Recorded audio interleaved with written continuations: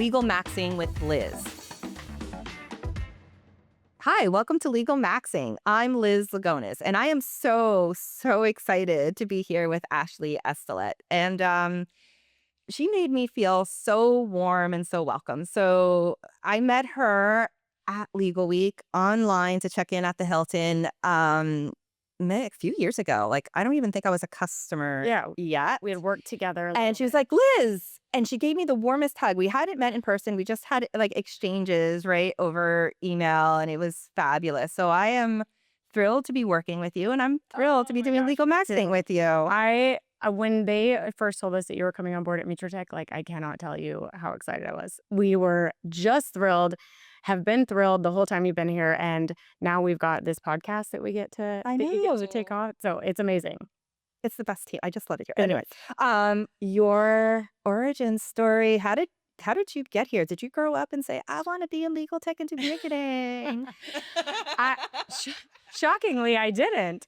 So I would say even a lot of people on my team, like one of the things I always attribute so much of my career to is I just have really, really good mentors and leaders in my life and in my career. And, I would say it was maybe by accident in the beginning, but I do think as I've gotten further in my career, it becomes a little bit more intentional. And you start to kind of see different leadership styles and types of people that you really want to work with and that you sort of thrive under. And I can remember Matt Johnson was a huge influence early in my career and just trusted me with a lot of really big things. And it was sort of a sink or swim moment for me. And, worked with him for a little over a decade. And I remember that. Yeah. Oh Yeah, really long time. And when he called me and wanted to bring me over to Tech, I remember thinking, legal tech software? And I was like, okay. Lawyers use tech? Lawyers use Lawyers use tech. And gosh, look at us now, right now. But it has been such a fun industry. The community sort of aspect and ecosystem that legal tech has been an absolute blast. And you really kind of become, yes, I'm on the marketing side, but you really become immersed in everything that this industry is doing and how quickly it's advancing. And you get, when you're in it, you get why people get so excited about it. Even though on the outside, you could be like, legal tech? Oh, okay. I don't know. Is that exciting? And, but yeah, it's been absolutely wonderful. So I've been super, yourself included. Like I've found myself surrounded by really incredible people who've looked out for my career and, and then you sort of start to spot those people and make sure you sort of steer their direction. Yeah. And I see you pay it forward every day with your thank team and with the rest of us. The best. It's amazing. The best. They really are. Because they let us show up and be ourselves. Yeah. It's great. Yeah. Yeah. All right. Okay. Maxing moment. Okay. What is legal getting wrong? So if I had to say what is legal getting wrong, I really think certainly we're excited about AI. Everyone's excited about AI. The acceleration. I haven't heard of it. Is insane. You haven't? Okay, well, I'll fill you in later. Everyone's excited about it. We're embracing it. Everyone's trying to embrace it. I think what we're getting wrong is losing some of the human importance of it. And I'll sort of shamelessly plug Interact because this entire topic, what are we kind of getting wrong, was a big reason why we chose the tagline we chose this year for Interact. So the tagline is the new horizon, AI and the human edge. I just heard it here for the first time. That's pretty cool. Oh, that might actually be, I'm not sure I was supposed to say that. Anyways, well, there you go. Well, you're the CMO. You can say whatever you want. I love it. I love the power. But there was a lot of intentionality behind us, kind of tying that human fingerprint and AI together. And so there were a couple, as we were brainstorming all of the sessions and, how do we kick this off and how do we sort of wrap an experience around this theme? There are a couple of things that were such aha moments for us. So I'll give you an example. When you think about all of the different technology advancements that we've had, you could say in the last century, from medicine to, astronomy to all these different areas to legal, I'm sure. We've made incredible technology advancements. If you take like the Mars rover, for example, that amazing technology. Like, we have technology on Mars. We've, sent back samples and things like that. So we've gone far into space. We've done these incredible things, but that was never a necessarily take over the headlines for months and months. No, I'm like, are we still there? Are we well, exactly. And that's the other thing. Nobody really, like, do we still have technology on Mars? I don't know. So the fact that you can't answer that um, is a little bit telling. So then when you think about the Artemis that just went up, um, Yeah. it didn't go as far as Mars. We went to the moon, which we've been there before. So it was maybe, yeah, we went further. We sort of, slingshotted around the moon. Why did we care so much about that? And why was that so captivating? I mean, I was emotional watching it with my kids. It's because there were people involved in that. Wow, I never thought about it from that point of view. It's so There true. there were people, and those people came back and they told us stories, and there was emotion and connection, and oh my gosh, people have never gone that far. Technology's gone that far for probably a while, Yeah. but we have not. And so it becomes really clear when you start to think about these things that yes, we love technology advancements and they're going to do incredible, incredible things for us. AI is going to be in that same exact vein. But unless there is a human impact and we start to see and feel that human impact in our kind of everyday life, or it becomes this huge, incredible thing, um, it's just not as important. So I think that human fingerprint, we have to make sure that we're carrying ourselves and our goals and what we need alongside this technology, I think, for it to really, really matter. You said that, and I think a lot about what we hear at conferences and in articles and what have you around human in the loop. And I feel like that doesn't even do it service Yeah. at all. Yeah. Right? It's human in the loops kind of sounds like, oh, like an Oh, afterthought someone has sort of to kind thing. of check it, or Yeah. But when yeah. I hear you speak about it in the context of like going to the moon, Yeah. right?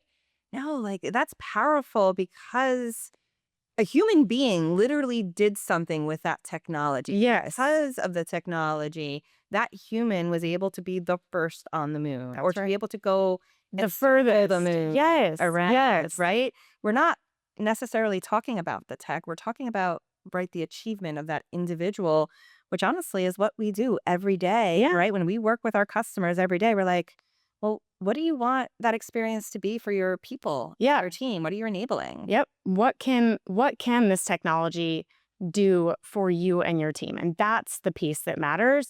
So yes, the tech matters, but again, we have to get to that what is going to be the human impact. Yeah, I love that.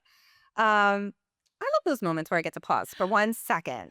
I know. It really was like it's been an awesome eye-opening, and it's really helped us kind of shape and frame how we're going to show up, at Interact and the things we're going to talk about. So I can't wait so I'm for super that to happen. excited. It's really cool. Yeah. All right, everybody's gonna finish their walks, have finished their coffee, and they're gonna finish this podcast, and they're gonna be like, "Well, now what?" So, what is the one thing they should focus on this quarter? So I would say if teams focused on one thing, and we hear this a lot, we've heard it at Legal Week, we've heard it at Clock, we hear it from customers every single day. Um, we have got to strategize more internally with their stakeholders. So if I would say, one takeaway this quarter, get with your internal stakeholders who are the ones who are going to help you implement AI or make that big human step change impact with AI in your department or in your function. Figure out what it is that they need.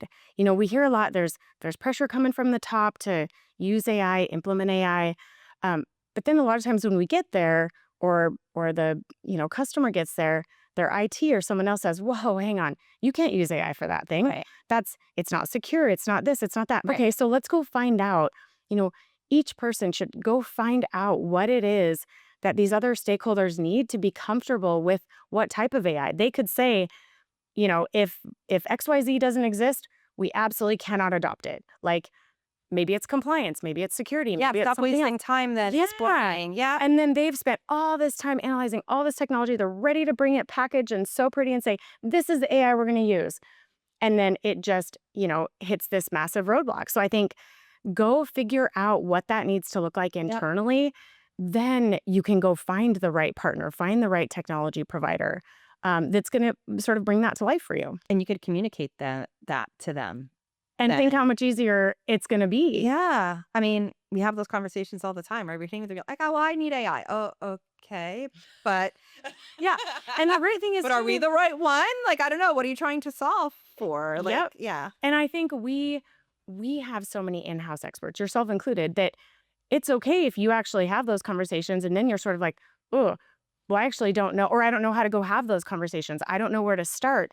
That is actually an area where Meter Tech can help But let us help in you. spades. Yes. I mean, like, we have so many incredible internal experts that can help say, okay, well, you're not sure who to talk to, or like, we'll show you, hey, these things have been roadblocks. Go figure out those things. We'll help you. We'll help you get the frameworks in place. Like that governance piece.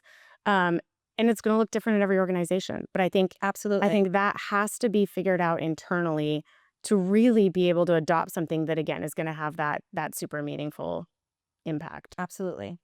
Okay, this is my Yeah. favorite part because I like to squash things. Oh. All right, max it or kill it. We're going to start with kill. What are you going to kill first? Okay, what would I kill first? I would kill first, and this definitely is also like just in sort of my marketing world.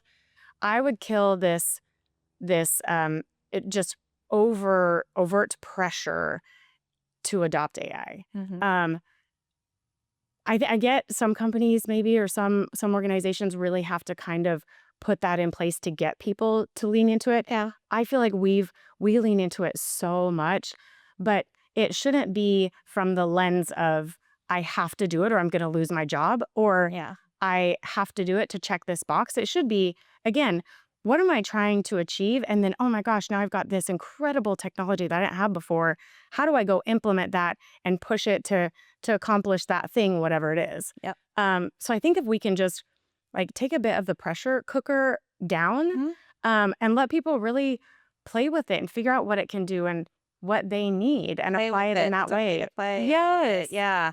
It doesn't have to be so serious. It doesn't have to be It's so really deep. not. It's not that deep. The legal matters that you're dealing with are serious. Yes, yes, 1,000%. But Yeah. but my gosh, don't feel like you're sort of in your head. No, And I stop gotta the get this crazy. thing. Yes, Yeah. Please agree. stop the crazy. Yep. Okay. Max it. What would you tell them to max?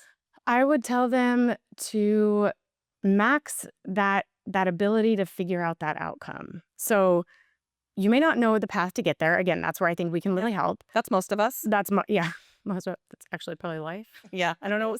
I think I know what the end goal is. Yeah. Do we? Do I? Well, I don't know. Any given day.